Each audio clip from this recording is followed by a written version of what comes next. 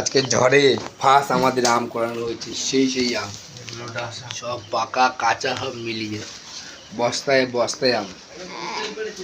আম বাগানেই গেছিস? আম বাগানে গেছিলাম।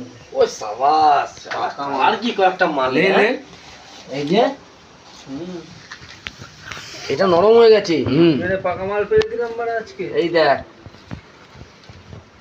এগুলো পেকে যাবে রে, এগুলো সব পেকে যাবে। হ্যাঁ এই দেখ, আরে এটা পেটেই গেছে।